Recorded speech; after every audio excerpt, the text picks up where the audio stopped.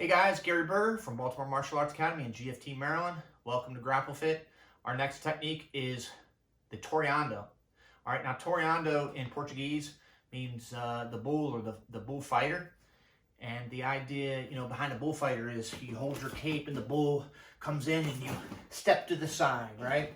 So in Brazilian Jiu-Jitsu, when somebody falls or when somebody is on the ground and their legs are up in front of you, and you're standing like this, what we do is we grab their legs and we push them and go to the side, like the bullfighter, right?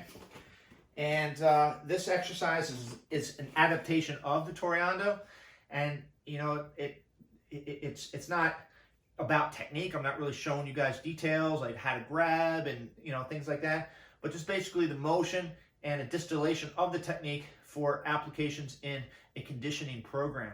All right, so what I like to do is I like to crouch down. Now, the lower you crouch, man, the more you're going to feel this exercise.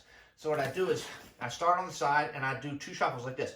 1, 2, 1, 2, 1, 2, 1, 2, 1, 2, 1, 2. You can touch. Like if you're working with a partner, what we do is we try to touch their shoulder. As I touch you on the shoulder, I'm ready to go to the other side. So it looks like kind of like this. Touch, touch, touch, touch, touch, touch. And I tell you, that exercise is rough. It's very tiring. A long time ago, my coach used to have us do that for like 2 minutes a piece. And I mean, just a minute will burn you out. So you also might notice that the dummy is upside down. I don't really need his hands up in the air, honestly. I just need a solid object. If you have a heavy bag at home, perfect, great for that. You just need something that you can move around and touch and challenge you.